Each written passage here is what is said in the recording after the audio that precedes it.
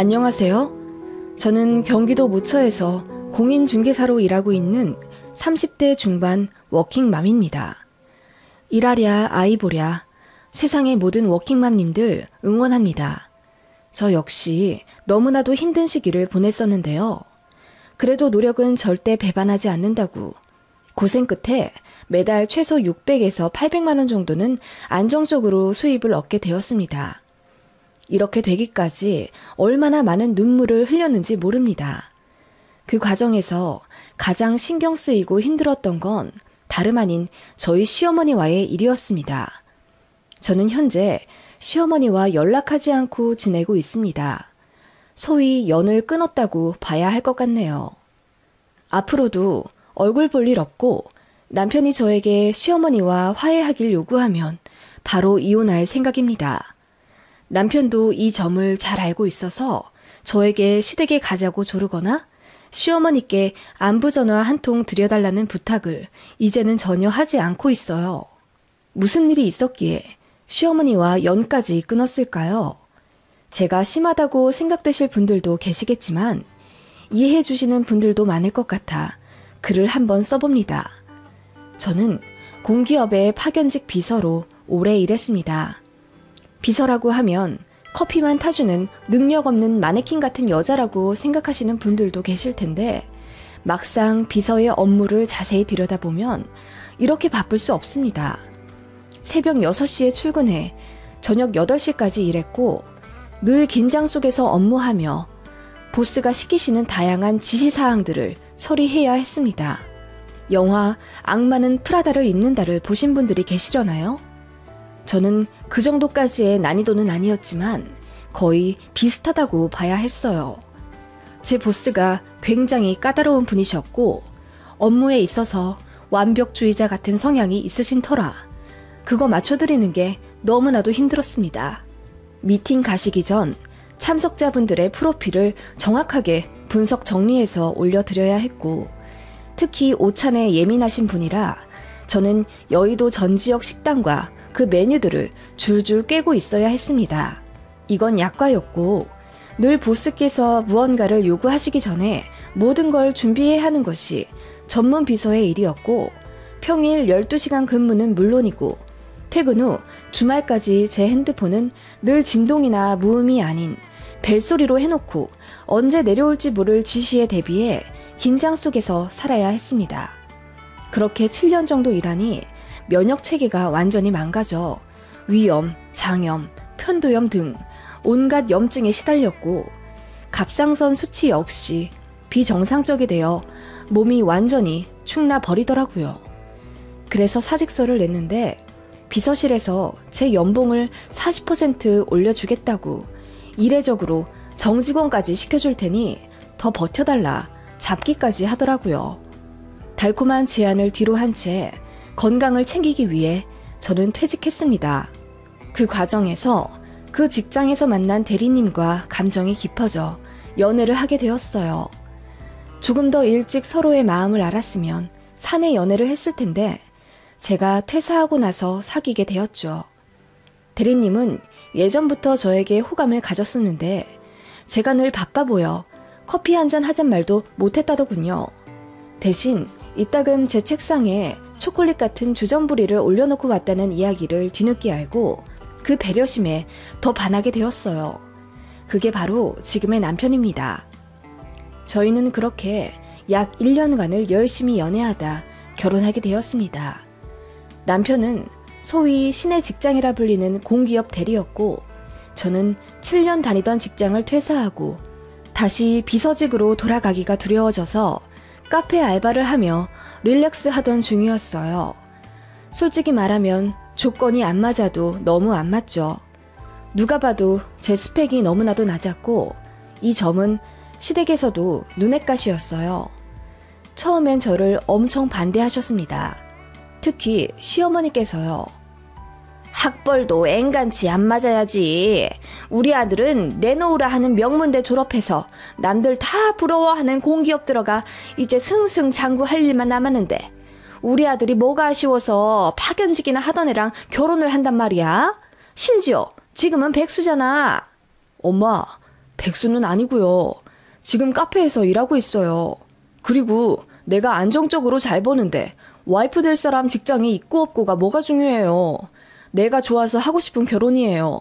무엇보다 심성이 얼마나 착한지 엄마도 잘 아시잖아요.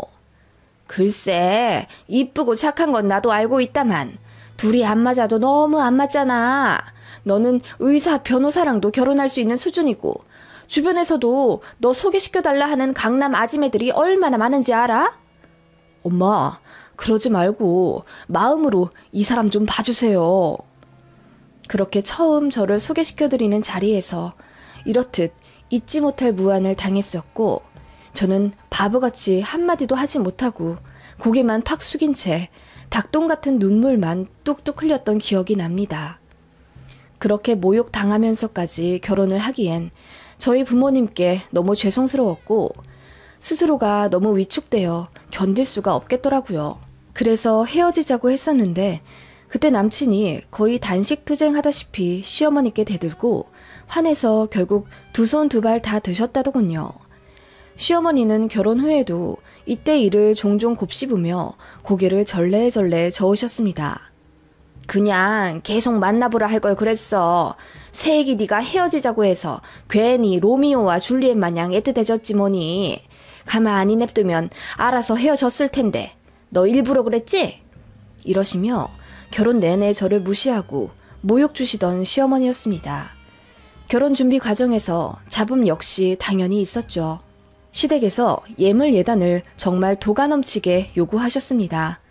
시어머니, 시누이, 시할머니까지 전부 입을 수 있게 밍크코트 3벌을 최고급으로 해오라 하시질 않나 저에게는 300만원짜리 목걸이 주시면서 시어머니 당신께서는 800만원짜리 시계를 사달라 하시더군요. 게다가 가전은 몰라도 가구는 압구정에서 디자이너 제품으로 해야 한다며 소파 하나에 1200만원짜리를 골라 저에게 구입하라며 사진 찍어 보내시기도 했고 신혼집 들어가는 간장 종지 하나까지 전부 시어머니의 허락을 받아야 넣을 수 있다며 듣도 보도 못한 갑질을 하셨습니다. 반전은 시댁에서는 남편 결혼하는데 1원 한 장 지원 안 해주셨다는 점입니다. 남편은 소위 개천용이에요. 시댁은 수입이 그렇게 많지 않으십니다. 시아버지는 용역일 하시며 근근히 버셨는데 그나마도 허리를 다치신 이후로는 일을 전혀 못하셨어요. 실질적인 생계를 책임지신 건 시어머니셨는데 어머님 역시 이렇다 할 자격증이나 학벌이 없으신 관계로 청소나 공사 자빌 보조 등을 하시며 일을 하셨어요. 남편은 학원 과외 한 번 안 받고 혼자 공부하며 스스로 앞길을 개척한 케이스였고요. 시누이는 그냥 평범하게 전문대 들어가서 치위생사 성실히 하고 있습니다. 아무튼 그런 집안이라 사실상 재산이랄 것도 없고 남편이랑 신우가 매달 보내주는 돈 아니면 노후 준비할 것도 없는 상태셨습니다. 반면에 저는 남편보다는 학벌 직장의 스펙은 낮지만 집이 잘 살아요. 친정엄마가 외갓집에서 증여받은 재산이 좀 있으셔서 저 고등학생 때 40평대 큰 집으로 갑자기 이사간 기억도 납니다. 그래서 신혼집도 저희 엄마가 해주셨어요. 제가 남편보다 기우는 결혼을 하는 터라 시어머니가 별로 안 좋게 생각하시는 거 다 아시고 조금이라도 덜 흠 잡히려 신혼집을 해주시겠다 하셨어요. 그래서 5억 중반대로 서울 외곽 쪽에 있는 아파트를 하나 매매를 해서 들어갔습니다. 시어머니의 과한 예물예단 요구는 저희 친정에서 신혼집을 매매해주겠다는 말 한마디에 쏙 들어가더군요. 안 그래도 계속 과하게 요구하면 파혼하려고 생각하고 있었는데 저희 친정에서 집을 해주시겠다 하니 알아서 입을 싹 닫으시더군요. 저희 집이 시댁보다 잘 사는 건 알고 있었는데 집까지 턱턱 해줄 정도인지는 모르셨는지 놀라시기까지 했죠. 그 이후로 그냥저냥 스무스하게 흘러간 결혼 준비였고 다행히 큰 잡음은 없이 평범하게 결혼 잘 끝냈습니다. 남편은 신혼집 해준 저희 친정 부모님께 너무나도 감사해하면서 사위 노릇 충실히 잘 하려고 노력 많이 했죠. 시어머니는 그것조차 마음에 안 들어서 아들 빼앗겼다고 표현하실 정도였죠. 그래도 남편이 워낙 좋은 사람이고 서로 많이 좋아했기 때문에 결혼한 것만으로도 저희는 정말 행복했습니다. 둘만의 미래를 그리며 신혼생활을 잘 하고 있었어요. 남편은 제가 전업주부 하기를 강력하게 권유했습니다. 또 직장생활하면 전처럼 몸 안 좋아질까봐 걱정돼. 무슨 부귀영화를 누리겠다고 당신까지 나서서 일을 하려고 해. 내가 버는 걸로도 충분하잖아. 혹시 부족하다면 그래도 아껴가면서 잘 살자. 여보 월급이 부족하긴 뭐가 부족해. 오히려 차고 넘치면 넘쳤지. 그게 아니라 나도 내 일을 좀 하고 싶어서 그래. 아기 생기기 전에 알바라도 하면서 반찬값이라도 벌고 싶어. 그러지 마. 당신은 그냥 쉬어. 그리고 전 그렇게 일을 하고 싶으면 아기 다 키워서 초등학교라도 들어간 후에 해도 늦지 않아. 그때는 내가 자기 서포트 해줄게. 하고 싶은 공부 있으면 도와주고. 여보, 말이라도 그렇게 해줘서 내가 얼마나 고마운지 몰라. 그렇게 남편은 제가 전업하는 걸 두 팔 벌려 환영하고 또 만족했습니다. 집에 들어오면 제가 차려준 저녁 식사 냄새가 황홀할 지경이래요. 그동안은 단 한 번도 느껴보지 못했던, 그리도 간절히 원했던 따뜻한 가정의 모습이라며 본인 어릴 적 너무 바빠 건조하기까지 했던 시부모님 때문에 결핍되었던 어떤 부분들까지도 치유받는 듯 했습니다. 그런 남편을 보니 저도 굳이 일을 해야 하나 싶었죠. 그런데 저희 시어머니는 제가 집에서 논다고 생각하시며 편한 꼴을 절대로 못 보셨습니다. 남편을 아침 먹여 출근시키고 나면 오전 8시 정도입니다. 그때 저는 집안을 환기하고 청소하기 시작해요. 그러면 어김없이 시어머니의 전화가 옵니다. 우리 아들 오늘 아침은 뭐 해 먹였니? 아, 네. 시래기 된장국에 애호박전이랑 고기도 하나 안 해 먹여 보냈단 말이야? 아니요. 남편이 아침엔 고기 먹으면 속이 더부룩하다고 해서요. 그래도 네가 잘게 썰어서라도 단백질을 먹여 보내야지. 가게 책임지는 가장한테 아침 식탁부터 풀밭이 웬 말이야. 어머님, 남편이 다 원해서. 시끄럽고 너는 월초마다 식단 계획부 짜서 나한테 검사를 맡아라. 우리 아들 뭐 해먹이고 사는지 나도 좀 알아야겠으니까. 어머님, 그렇게 시어머니는 저에게 아침 저녁에 남편에게 먹일 음식을 검사해야겠다며 식단 계획표를 짜서 월 초에 보내길 요구하셨습니다. 그 일은 남편이 알게 되어 노발대발 화내어 없던 일이 되었지만 어머님은 앙심을 품게 된 계기가 되셨던 것 같아요. 어쨌든 매일 전화하셔서는 남편이 아침 잘 먹고 갔는지 뭘 입고 갔는지 상세히 물으셨습니다. 오후에도 한 차례 전화하셔서는 뭐하고 있니? 할 거 없으면 소파에 드러누워 있지 말고 책이라도 좀 읽든지 아님 자격증 공부라도 하든지 해라. 잔소리를 늘어놓으셨습니다. 뿐만 아니라 불시에 신혼집에 찾아오는 경우도 있었어요. 제가 만약 집에 없으면 그날은 난리 납니다. 남편 직장 보내고 저 혼자 룰루랄라 놀러 나갔다며 팔자 좋은 여편네라며 그렇게 고래고래 소리를 지르십니다. 저는 정작 장 보러 마트에 간 거였는데요. 저는 결혼하고 나서 한 반년간은 친구도 만나지 못했어요. 어머님이 하도 간섭하고 도끼 눈을 뜨며 감시하셔서요. 그런 시어머니의 모습에 저는 너무 지쳐갔고 남편도 사실 다 알게 되고 나서 시댁을 뒤집어 엎었습니다. 아니나 다를까 제가 시어머니 스트레스 때문에 원형 탈모까지 오고 위경련이 심해져 응급실까지 몇 번 갔었거든요. 시어머니는 제가 원형 탈모 걸린 것도 본인 스트레스 때문이 아니라 유전이라며 저를 문제 있는 집안 핏줄이라 하시며 장차 태어날 손주가 물려받기라도 하면 가만 안 두겠다시며 으름장을 놓으시더군요. 그냥 말이 안 통하는 분이었어요.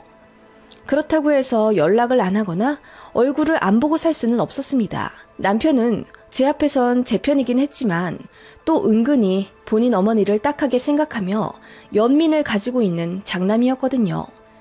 아프신 아버지를 대신해 가장 노릇을 했던 어머니가 이렇게 우악스럽게 변한 건 다 사정이 있어서라고 생각해서인지 본인 어머니가 상식 없이 나올 때는 저에게 너무나 미안해 하면서도 한편으론 제가 이해해주길 바라는 사람이었어요.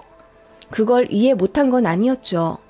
그리고 남편은 어쨌든 가정 내에서는 최고의 남편이었으니 시어머니 일 제외하고는 그래도 나름 행복한 결혼이라고 생각했습니다. 문제는 아이를 낳고 나서였죠. 첫 아이를 임신하고 그 아이가 아들이라는 이야기를 듣자 시어머니는 뛸 듯이 기뻐하시며 너무나도 행복해 하시더라고요. 장남의 장손주이고 남아 선호 사상이 심한 지역 토박이이신 터라 얼마나 아들 손자가 간절하셨겠어요. 어머님은 제가 아들을 품었다는 말에 태도가 180도 변해선 저에게 엄청 잘 해주시더라고요. 그 모습에 기쁘기는커녕 기분이 이상했습니다. 아들이 뭐라고 그런 생각이 들더군요. 그렇게 태어난 제 아들은 당연히 어머님의 삶 최고의 관심사가 되었어요. 제가 산후조리원에 있는 그 3주도 못 견뎌 하시고 빨리 집에 오라고 퇴근하시더군요. 당신께서 산후조리 해줄 테니 당장 손자 데리고 나오라고 얼마나 난리를 치시던지. 저희 친정엄마랑 조리원에서 약간 다투시기도 했어요. 아니, 손자 애달아 하시는 건 알겠는데요. 제 딸 몸조리는 제대로 해야 하지 않겠습니까, 사부인? 그러니까 내가 해주겠다고요. 우리 손자가 저기 불편하게 누워있는데 사부인은 마음이 아프지도 않으세요? 불편하다뇨. 저 간호사분들 다 신생아 전문가예요. 저희보다 잘 볼 텐데요. 그리고 사부인은 정말 손자 생각만 하시는군요. 우리 딸은 아직도 회복이 덜 됐는데 어찌 그러시나요? 그러니까 몸이라도 건강했으면 좋았잖아요. 몸이 원체 약해선 조금이라도 무리하면 병이 생긴다니 그건 며느리가 잘못한 거죠. 뭐라고요? 그렇게 친정엄마와 시어머니는 산후조리원에서 옥신각신 얼굴을 붉히는 일도 있었습니다. 그날 이후로 친정엄마는 시어머니 말만 하면 진저리를 치면서 너무 싫어하세요. 아무튼 그렇게 시어머니의 총애를 받은 제 아들이었고 역시나 아들 태어나고 나서 엄청 간섭하시더라고요. 조리원 퇴소하기 전부터 저희 신혼집에 가 계시던 시어머니는 제가 다 정리해 놓은 아이방이 마음에 안 든다며 처음부터 끝까지 다 갈아엎으셨더라고요. 게다가 아들에게 모유 먹이고 있는데 옆에서 빤히 보시다가 자세가 불편해 보인다며 강제로 아이 얼굴을 미시는 통에 아이가 분수토를 한 적도 있고요. 역시나 청기저기 이야기가 왜 안 나오나 했어요. 아이 조리원 퇴소하고 나자마자 청기저기 써야 한다며 어디서 광목천 한무대기를 가져오시더군요. 요즘은 청기저기도 잘 안 쓸 뿐더러 쓰더라도 대나무 섬유로 만든 부드러운 걸 사용하는 게 추세거든요. 그런데 어머님이 가져오신 그 빳빳한 걸 굳이 쓰셔야 통풍이 잘 된다 고집하시며 시판 기저귀를 벗기고 광목천을 대시더니 결국 아이 엉덩이에 발진이 일어나더군요. 게다가 아이 수면 시간부터 옷 입히는 것까지 하나하나 전부 입대시며 제가 하는 모든 것들을 무시하고 혼내셨습니다. 너무 스트레스 받았고 산후 우울증이 왜 오는지 알겠더라고요. 결국 남편이 손을 써 시어머니를 다시 시댁에 보내드렸어요. 가시면서도 고래고래 소리를 지르면서 며느리가 내쫓는다고 동네방네 외치시더군요. 그런 시어머니입니다. 시간이 지나면서 조금씩 잠잠해지긴 했지만 여전히 여러 사건들은 많긴 했죠. 그러다가 이제 아이가 2돌이 지났어요. 남편과 상의 끝에 슬슬 어린이집을 보내야겠다 생각이 들어서 알아보는데 시어머니가 아니나 다를까 호통을 치시더라고요. 일도 안 하면서 뭘 벌써 애를 기관에 보내니? 3돌까지는 엄마가 끼고 있어야지. 아이를 온종일 어린이집에 맡기는 것도 아니고요. 오전에만 다닐 거라 점심 먹고 올 거예요. 그 정도는 사회성 발달에도 오히려 좋고요. 그냥 네가 여기저기 데리고 다니면 되지. 그 어린애가 뭘 한다고 벌써 어린이집에 보낸다니. 일도 안 하는 주제에. 너 애 보내고 띵가띵가 놀려고 그러지? 어머님, 정말 왜 그러세요? 24개월이면 보낼만 해요. 그리고 남들은 돌 되기 전에도 보내는데 왜 그러세요? 아가씨도 현준이 15개월에 어린이집 보냈잖아요. 아니, 그건... 저도 이제는 어느 정도 면역이 생기고 내공이 쌓여 어머님의 말도 안 되는 말에 나름 반격도 하며 살게 되었습니다. 아무튼 어머님은 별것에 다 트집을 잡으며 저를 깎아내리기 바쁘셨어요. 그게 이제 아이를 어린이집에 보내고 나서부터는 제가 일을 안 하는 것에 대해 꼬투리를 잡으셨어요. 이제 애도 어린이집 가는데 그 시간에 한 푼이라도 벌어야 하지 않겠니? 저도 그러고 싶은데요. 아이가 오전에만 어린이집 다니니 시간이 여의치 않아요. 저 일하려고 아이를 늦게까지 어린이집에 있게 하는 건 어머님도 싫으시잖아요. 그건 그렇다만, 그래도 애 1시간이라도 어디 나가 있을 때 뭐라도 좀 해. 질펀하게 누워있지 말고. 어머님, 제가 알아서 할게요. 이제 간섭하지 말아주세요. 이제 어머님의 무례한 공격에 더는 참을 이유가 없다고 생각해서 할 말은 하고 살았는데 어머님은 제가 아들 낳고 유세 부린다고 생각하시더군요. 그러거나 말거나 신경 안 썼습니다. 제가 어머님의 웬만한 공격에 다 의연하게 넘어가니 어머님은 제 유일한 단점이라고 여기시는 학벌과 직업을 물고 늘어져서 제게 모욕을 주기 시작하셨습니다. 남편보다 안 좋은 학교 나와서 직업도 제대로 없으니 결혼하고 나서 애만 보고 집에서 논다며 혀를 끌끌 차며 한 소리 하셨어요. 그것도 꼭 남편 없을 때만 그러시거나 저에게 따로 전화하셔서는 그러셨죠. 남편 앞에서 하면 남편이 길길이 날뛰며 뭐라고 하니까요. 아무튼 저희 아이가 5살이 되어 유치원에 가기 시작했는데 사실 그 전에 둘째를 계획했었거든요. 그런데 생각보다 둘째가 안 생기더라고요. 제 생각엔 어머님의 2, 3일에 한 번씩 오는 잔소리 전화 때문에 받는 스트레스 때문인 것 같았는데 몸도 안 좋은 며느리가 좋은 핑계 된다고 하실까봐 입 밖으로 단 한 번도 꺼내지 않았습니다. 어머님은 왜 둘째 안 가지냐고 그럴 거면 빨리 나가서 일이라도 하라고 채근하셨고 남편은 결사 반대했어요. 제가 전업하는 것에 만족하는 남편이었고 일한답시고 괜히 밖에 있으면 아이를 기관에 오래 두게 하니까 그걸 가장 염려스러워하는 사람이었습니다. 그런데 솔직히 시어머니가 저렇게까지 일하라 뭐하라 간섭하니 저도 오기가 생기더라고요. 그래서 뭐라도 해야겠다 싶은 마음이 들었고 제 선에서 할 수 있는 일이 뭐가 있을까 고민하다가 공인중개사 시험을 준비하게 되었어요. 제가 공인중개사 준비해보겠다고 하자 남편은 그럼 힘들지 않은 선에서 해보라고 저를 응원했고 시어머니는 잔뜩 비웃으시며 그거 개나 소나 다 하는 것도 아닌데 네가 붙겠니? 그걸 붙을 머리였으면 우리 아들 같은 공기업에나 들어가지 그랬니? 라고 하시더군요. 그 말에 더 오기가 생겨서 진짜 죽을 힘을 다해 공부했습니다. 아이 유치원 보내고 나면 바로 독서실 가서 공부하려고 일부러 집안일도 새벽 일찍 일어나 다 마치곤 했습니다. 그렇게 아이가 기관에 가 있는 6시간 동안 커피 한 잔에 의지한 채 책만 보고 살았고 아이 하원하고 나면 충실히 육아했습니다. 그리고 저녁에 가족들과 행복한 시간을 보내다 다들 잠든 시간에 새벽까지 공부했죠. 그렇게 코피 터지게 공부했더니 운이 좋게도 1차에 바로 붙었어요. 제가 1차 붙었다고 하니 친정에서는 뛸 듯이 기뻐하며 축하해 주셨고 남편 역시 눈이 휘둥그레해지며 아이 키우랴 집안일 하랴 고생 많았는데 어떻게 시험에 한 방에 붙냐며 저를 자랑스러워 해줬죠. 시어머니만 역시나 비아냥 되시며 개나 소나 다 붙는 1차 아니냐고 비웃으시더군요. 언제는 개나 소나 다 하는 줄 안다더니 이제는 말이 바뀌신 게 웃겼어요. 1차 붙고 나니 남편이 본인이 육아휴직을 낼 테니 저더러 공부에 전념하라 하더군요. 저희 남편 직장은 남자들도 육아휴직 쓰는데 좀 자유로워서 개의치 않고 씁니다. 그렇게 3개월만 본인이 아이 라이딩 해주면서 집안일까지 도맡아 할 테니 저더러 남은 시간 열심히 몰입해보라 응원해 주었어요. 너무 고마웠죠.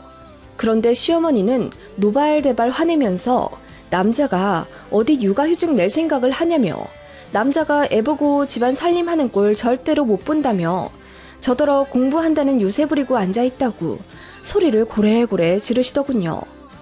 남편이 그러지 좀 마시라고 하느니 좀 잠잠해지긴 했지만 아무튼 어머님은 이제 제가 공부한답시고 남편한테 아이를 맡긴 게 고가우신 모양이더라고요. 그러거나 말거나 신경 안 쓰고 진짜 죽도록 공부했습니다. 남편까지 휴직 내서 뒷바라지 해주는데 보답하고 싶은 마음도 들어서요. 그리고 정말 기적적으로 아슬아슬하게 이 차에 붙었어요. 저도 드디어 공인중개사가 된 겁니다. 그날 너무 행복해서 눈물이 펑펑 났어요. 저도 드디어 자격증을 얻어서 사회의 한 일원으로 돌아가는구나 싶은 마음에 감격스럽더군요. 모두가 저에게 잘했다고 칭찬해주고 행복해했고 시어머니도 웬일로 저에게 기특하다 한마디 하시며 축하해 주시더라고요. 인정받았나 싶어서 감동까지 받았습니다. 그런데 제가 일을 본격적으로 시작하면서부터 어머님과 제대로 틀어지기 시작했어요. 아이가 6살이 되고 나서 저는 어느 신도시 끄트머리 중개사무소에 입사하게 되었습니다. 집이랑 꽤 멀어서 출퇴근 거리는 왕복 2시간 꼬박 운전해야 하는 거리였지만 진짜 최선을 다해서 일했습니다. 모르는 게 많아서 그냥 수첩을 제 몸처럼 지니며 모든 걸 흡수하려 했고 다행히 제가 이전에 7년 동안 너무나도 힘들게 비서직을 했던 경험 때문인지 고객 응대에 수월했어요. 포기할까도 생각했던 것만큼 많이 힘들긴 했지만 그렇게 딱 반년 버티니 수입이 안정적으로 잡히기 시작했습니다.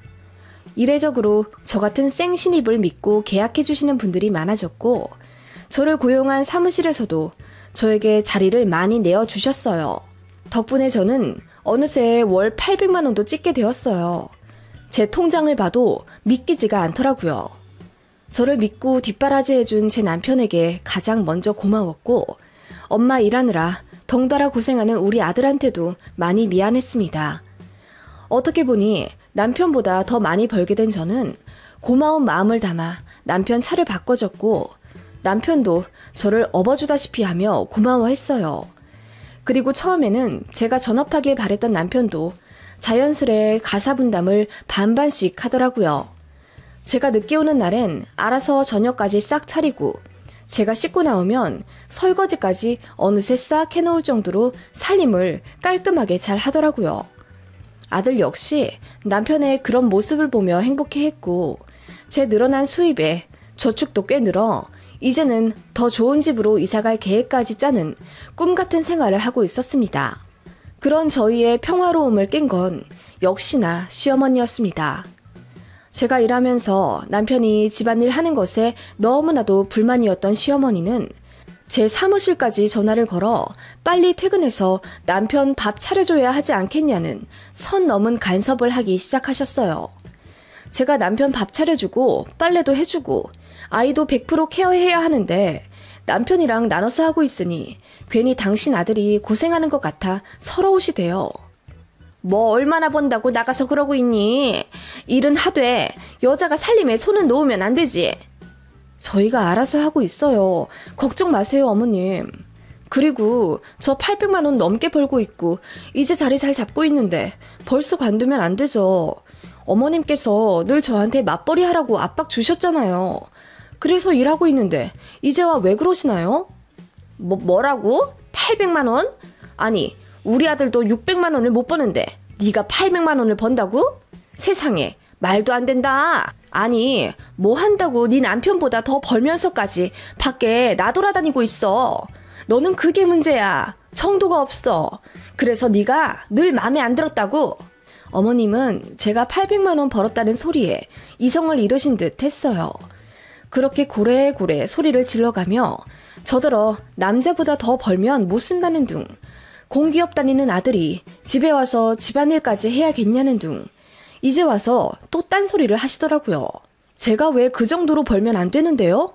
저도 남편보다 더 벌 수 있죠. 왜 우리 아들이 나서서 집안일하고 애보고 그랬는지 이제 알겠다. 네가 돈 좀 번다고 우리 아들 무시했구나. 그래서 기죽어서 앞치마 메고 그러고 앉아있는 거 아니냐. 우리 아들이. 어머님 진짜 해도 너무 하시네요. 잘 알지도 못하시면서 그렇게 말씀하시면 저 이제 진짜 전화 끊겠습니다. 이것 봐. 돈 좀 번다고 시애미까지 무시하네? 그러니까 우리 아들이 기가 다 죽어서 그러고 있지. 너 그럴 거면 그냥 관둬. 다시 전업해. 지 친정에서 집 해줬다고 고개 빳빳이 들 때부터 알아봤어야 했어. 아주 이제 우리 집이 우습지? 그 말에 저도 꼭지가 돌아서 이성을 잃고 말았습니다. 그래서 저도 소리를 고래고래 지르며 아니 언제는 그렇게 일하라고 집에서 퍼질러 누워있는 꼴 못 보겠다 매일매일을 괴롭히시더니 이제 일하니까 그게 또 보기 고가우세요? 그리고 저희 집이 신혼집 해줄 여력이 되니까 그 덕에 대출 안 받고 시댁에 꼬박꼬박 용돈 드리는 거잖아요. 이제 와서는 또 친정에서 집 해준 게 안 입고 오세요? 어머님 줏대 좀 챙기세요. 이랬다가 저랬다가 어머님 기분에 따라서 말 바뀌시는 거 저 아주 지긋지긋해요. 롤러코스터도 아니고 어머님은 안 어지러우세요? 제발 어머님 그만 좀 하세요. 저도 이제 못 참아요. 라고 따졌더니 어머님이 버벅거리시면서 아무 말 못 하시더라고요.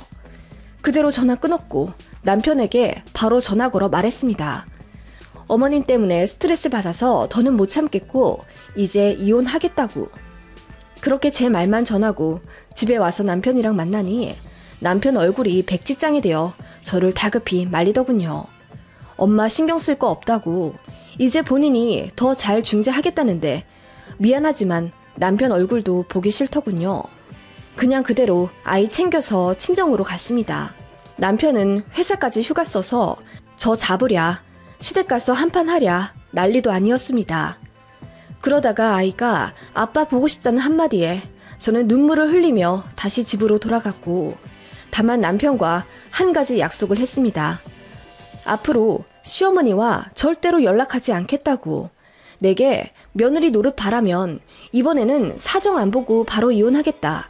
친정도 잘 살고 이제 돈도 당신보다 버는데 내가 뭐하러 시어머니 망언 듣고 참아야 하느냐. 그동안 참아왔던 응어리들을 모조리 뱉어냈더니 남편이 고개를 끄덕거리며 모두 인정하더군요. 그리고 제 말대로 시어머니가 저한텐 다신 연락하지 못하도록 무슨 일이 있어도 막겠답니다. 그 일 이후로 저는 정말로 시어머니 목소리 한 번도 못 들었습니다. 명절에도 안 갔어요. 아들한테는 지 사랑해주는 할머니일 텐데 무슨 잘못이 있겠냐 싶어 남편이랑 아들만 시댁으로 가끔 보내곤 했죠. 이렇게 몇 년 지내니 너무 편하더라고요. 남편도 이제 잡음 없이 행복하게 안정 찾으니 저에게 감히 며느리 노릇 부탁할 생각도 안 하고 있네요. 진작 할 말 하며 살 것을 괜히 속병 나도록 참고 살았던 지난날의 제가 한심스럽습니다. 그리고 저도 어머님의 지속된 가스라이팅에 스스로 많이 위축되어 있었던 것 같아요. 이제 행복만 가득했으면 좋겠습니다. 여러분들도 하고 싶은 거 마음껏 하시며 건강한 삶 사시길 기원할게요.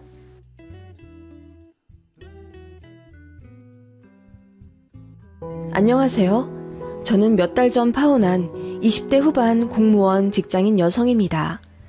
3년 사귄 남자와 죽고 못 살 정도로 뜨겁게 연애한 지난날이 이렇게 허무하게 모래성처럼 무너질 줄은 몰랐습니다. 놀랍도록 이상한 예비 시모와 그 신우 때문에 파혼하긴 했지만 결과적으로 그런 신기루 같은 집안에 속아서 넘어갈 뻔했던 게 아찔할 정도입니다. 그래서 빨리 파혼한 게 다행이라고 생각하고요. 그렇게 생각하니 마음도 차분해지고 정리가 잘 되더라고요. 이혼보단 파혼이 낫다는 주변 사람들의 위로를 들었지만 솔직히 파혼하면서 이해 못할 일들이 많았기에 여기 사연 게시판에다가도 한번 써봅니다. 전 예비신랑, 편의상 이 글에선 남친이라고 호칭하겠습니다. 남친이랑 저는 대학 때 알게 된 사이였다가 연인으로 발전해 3년 사귀게 되었어요. 남친네 쪽은 학군 지역에서 중고등학생 대상으로 하는 학원을 운영하고 있었고 남친은 늘 그 학원을 물려받을 생각을 하고 있었습니다. 그래서 졸업하고 아예 학원 행정실에서 팀장급으로 근무 중이었어요. 대학 다닐 때부터 복수 전공으로 교육학까지 들으며 앞날을 준비해왔던 사람입니다. 저희 집은 대대로 공무원 집안이고 저 역시 2년 준비 끝에 바로 시험에 합격해서 서울 지역에서 근무하고 있었습니다. 남친은 늘 자기네 집이 돈이 많다고 자랑했어요. 학원 역시 10년 안에 본인이 물려받을 것이며 경영권을 손에 얻으면 그 즉시 온라인 사업으로 확장해서 학원을 크게 늘려갈 것이라는 담대한 포부를 가지고 있더라고요. 그런 남친의 모습에 존경스럽기도 하더라고요. 남친이랑 남친의 집안 쪽에서도 저희 연애가 3년 다 되어가니 자연스럽게 결혼할 것이라고 생각하고 있었습니다. 그렇게 물 흐르듯 양가에서 허락받고 준비하게 되었고 그 흔한 싸움 같은 것도 없이 너무나도 자연스럽게 미래를 함께 그리게 되었습니다. 그래서 천생연분이라고 생각했죠. 다들 그러더라고요. 결혼은 억지로 하려 해도 안 맞는 사람이랑은 진도가 안 나가고 인연이랑은 눈 살짝 감았다 뜨면 식장 버진로드를 걷고 있을 거라는 주변 사람들의 말에 저희는 정말 서로가 하늘이 맺어준 인연이라고 생각했어요. 저 역시 저에게 너무나도 잘해주는 남친을 결혼 상대로 늘 생각했었고 그런 남친 부모님에게도 잘하고 싶은 마음이 들었습니다. 결혼 전 서로의 집에 가서 인사할 때도 저는 직접 만든 앙금 케이크와 한우, 그리고 어머님 좋아하실 노란 후리지아까지 한아름 사서 방문했어요. 예비 시모가 정말 좋아하시더라고요. 어쩜 이렇게 얘는 내가 좋아할 집만 골라서 하니 너무 예쁘다. 고마워. 좋아해 주셔서 제가 더 감사합니다, 어머님. 어머님이래. 나 정말 시어머니 되나 봐. 얼른 앉아서 식사하자. 그렇게 화기애애한 분위기로 예비 시댁 쪽을 배웠고 저희 집 역시 남친을 매우 마음에 들어 하셨어요. 저는 쭉 그렇게 결혼 준비가 잘 되어갈 줄 알았습니다. 삐그덕거리기 시작한 건 예비 신호가 끼기 시작하면서부터였습니다. 남친에게는 여동생이 있었습니다. SNS에서도 꽤 유명한 인플루언서라고 하더군요. 본인을 팔로우하는 사람들을 모아서 공동구매를 하고 업체로부터 그 차익을 받는 구조로 수익을 얻는다고 하던데 많이 벌 때는 월 1,000만 원까지도 벌고 그런다더군요. 저는 SNS를 안 해서 몰랐는데 남친 말로는 본인보다 더 잘 벌 거라며 미리미리 잘 보이자고 농담조로 말하더군요. 남친은 여동생 사진을 보여주면서 우리 집안의 가보라고 너무나도 자랑스러워 하더라고요. 사진을 보니 정말 예뻤고 팔로워 수를 보니 10만 명이 넘더라고요. 아무튼 그런 예비 신우와 식사 자리를 갖게 되었습니다. 남친하고 셋이서요. 처음 인사했던 그 황당했던 순간이 지금도 생각납니다. 안녕하세요. 처음 뵙겠습니다. 반가워요. 안녕하세요. 저를 처음 뵙는다고요? 저 몰라요? 껌을 딱딱 씹으며 건조하게 톡 쏘는 예비신우 때문에 너무 놀랐습니다. 예비신우는 제가 본인을 알아보지 못한 것에 기분이 이미 상해 있더라고요. 오빠한테 들었는데 나 모른다고 했다면서요? 그럴 리가 없을 텐데. 자존심 때문에 일부러 나 모르는 척한 건 아니고요. 내 팔로워 수가 10만 명이 넘는데 나 모를 수가 없거든요. 내가 얼마나 유명한데. 제가 SNS를 잘 안 해서요. 너무 바빠가지고. 그럼 나는 뭐 한가해서 SNS에서 활동하는 줄 아세요? 요즘은 그게 트렌드예요. 새언니 될 분은 좀 잘 꾸미고 세련되길 바랬는데 나 피드에 올리지도 못하겠어. 그렇게 말하며 저를 위아래로 훑어보는 예비신우의 싸가지 바가지 모습에 저는 당황하기 앞서 바로 기분이 상하고 말았습니다. 제가 얼굴이 벌개진 채 무슨 말을 해야 할지 몰라 버벅거리는데 남친은 별 대수롭지 않은 일 마냥 말투가 그게 뭐야. 자, 빨리 시키자. 자기는 파스타 시킬 거지? 하며 다른 대화로 넘어가더군요. 예비신우는 그렇게 저와 마주하는 줄곧 팔짱을 끼며 저랑 말 섞는 것도 싫다는 듯 대화에 거의 참여하지 않았고 가끔 내뱉는 말들도 모두 저를 무시하는 발언들이었어요. 공무원에서 월 얼마나 버냐는 둥, 여자는 명품으로 자기 이미지를 표현하는데 저는 그 흔한 샤넬백도 없어서 슬프겠다는 둥, 제 심기를 건드리는 불편한 말들만 하더라고요.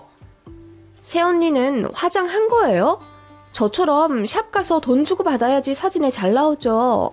나 다니는 샵에 아이돌도 여럿 다녀요. 언니도 좀 꾸미고 그러세요. 그러다 오빠 바람나면 어쩌려고 그러세요? 네? 아니, 그런 걸로 바람날 인간이면 제가 먼저 버리죠. 제가 열받아서 입 꽉 깨물고 한마디 하자 아무리 그래도 자기가 오빠 여동생인데 앞에서 어떻게 버리냐는 둥 말을 함부로 하냐면서 신우짓을 하려고 시동 걸더라고요. 언니, 미리 말하지만 나 꽤 쿨해요. 그런데 아니다 싶으면 아니라고 말하는 편이에요. 그리고 언니랑 나는 아무래도 평생 친해지지 못할 것 같은 종족들인데 그냥 서로 적당히 거리 두면서 살아요. 그게 낫겠네요. 하면서 콜라를 쭉 빨더라고요. 저는 태어나서 이렇게까지 대놓고 무안 당해본 적이 없습니다. 이게 말로만 듣던 시짜짓인가 싶어서 서럽기까지 하더라고요. 남친은 그런 여동생을 그냥 웃기다는 듯 바라보는 게 제일 문제였습니다. 식사가 어떻게 끝났는지 모르겠습니다. 저는 내내 얼굴이 굳어 있었고 남친이랑 예비신우는 저들끼리 아는 재밌는 이야기를 하며 낄낄거렸고 저는 완벽한 이방인이 된 듯 외로웠어요. 그렇게 자리가 파하자마자 저는 남친에게 불만을 토로했어요. 자기 뭐야? 자기 여동생이 그렇게 무례하게 얘기하는데 어떻게 내 편 한 번 안 들어줘? 걔가 좀 싸가지가 없긴 해. 내가 말했잖아. 필터링 안 하고 말한다고. 그런데 그거 다 악의가 있어서 하는 말이 아니야. 걔 말하는 스타일이 원래 그런 거고 마음은 여리고 착해. 너도 같이 지내다 보면 알 거야. 그리고 어릴 때 배신을 하도 많이 당해서 낯선 사람한테 원체 좀 방어 기질이 있어. 그런 거는 너도 이제 올케 언니가 되니까 이해를 해줘야겠지? 나만 이해해줘? 서로 조심해야지. 내가 올케면 신우가 하는 짓은 다 받아줘야 한다는 거야? 아니, 그런 건 아닌데 자기가 그렇게 기분 나빠할 줄은 몰랐어. 걔 어차피 바빠서 자주 보지도 못하고 나랑도 연락 잘 안 하는 사이니까 앞으로 결혼해도 마주칠 일 거의 없을 거야. 그럴까봐 오늘 식사 자리도 일부러 만든 거고. 일부러 이렇게 자리 만들지 않은 이상은 걔랑은 엮일 일이 없어. 그러니까 기분 풀어. 응? 아니, 앞으로 자주 마주칠지 안 마주칠지 자기가 어떻게 알아. 그리고 난 자기 태도도 너무 기분이 나쁘다고. 그 자리에서 동생한테 한 소리 해줬어야지. 미안해. 나도 그게 익숙해져서 문제가 될 거라고 생각 못했나 봐. 내가 조심할게. 미안해. 사과 받아주라. 응? 그렇게 연신 사과하는 남친이었고 저는 예비신우가 걱정되긴 했지만 남친 말대로 그냥 성격이려니 하고 생각하고 애써 좋게 넘어가려 했습니다. 그렇게 예식장까지 계약을 하게 되었고 연이어 웨딩 촬영, 드레스, 메이크업, 신혼여행 등 결혼 준비하느라 바쁜 나날을 보내고 있었습니다. 상견례 날짜도 잡힌 상황이라 정말 눈코 뜰 새 없이 바쁘고 설렘과 동시에 긴장되던 날들이었죠. 제일 중요한 신혼집에 대해 말하자면요. 결혼 이야기 나오던 처음에 예비신모 되실 분이 신혼집을 해주시겠다 하셨어요. 남자가 집 해오는 게 당연하다 하시며 저더러 숟가락만 들고 오라고 농담조로 말씀하시더라고요. 물론 그 말을 100% 믿은 건 아니고요.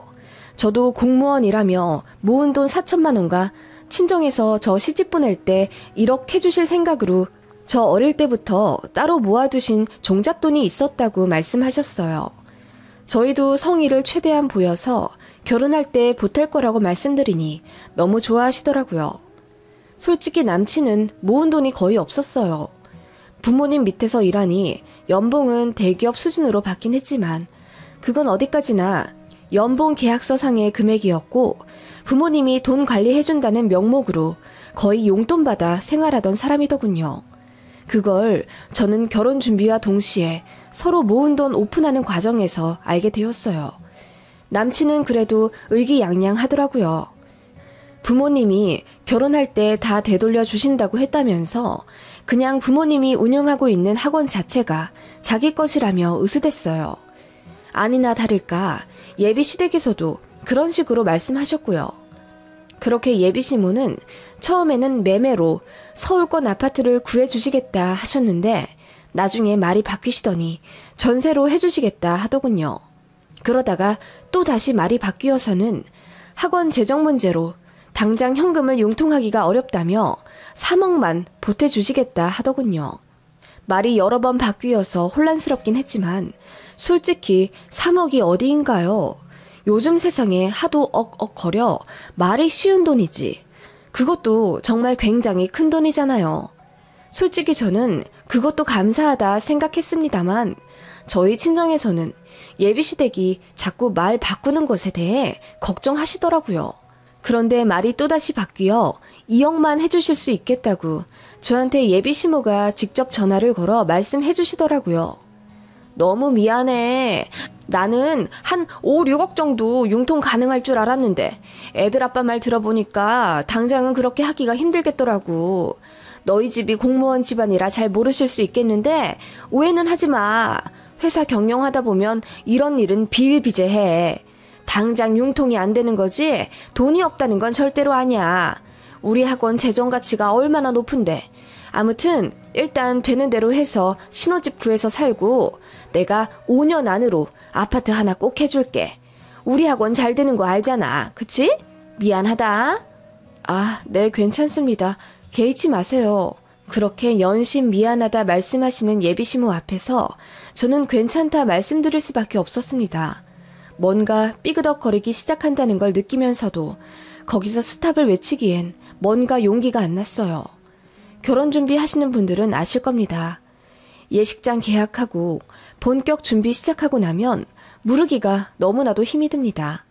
이미 주변에 결혼한다 소문은 쫙 났고 청첩장만 찍어 돌리는 상황인데 보수적인 공무원 분위기에선 파혼 이야기 꺼내는 것조차 뭔가 조심스럽습니다. 그런데 막상 모든 패가 까 뒤집어진 상태에서 제대로 보니 돈 많다 자랑했던 예비시댁과 남친은 2억 해오고 평범한 공무원 집안인 저희는 1억 4천을 가져가는 상황인 거죠. 친정엄마는 얘기 듣고 나서 노발대발 하시며 당장 결혼 준비를 멈추라고 화내셨습니다. 남친한테도 따로 전화하셔서는 왜 부모님 말씀이 계속 바뀌시냐며 이렇게 해서는 딸 절대로 못 보낸다 하셨습니다. 그 바람에 남친이 저희 집에 찾아와 무릎 꿇고 울고불고 빌면서 제발 한 번만 믿어달라 호소하더군요. 학원 재정에 일시적으로 문제가 생겼는데 그것만 해결하면 바로 10수억이 융통된다며 믿어달라 빌더라고요. 그렇게까지 말하는 남친이었고 하도 울고불고 난리치며 저랑 꼭 결혼하고 싶다고 애절하게 비는 통에 일단 알겠다 하고 내보냈습니다.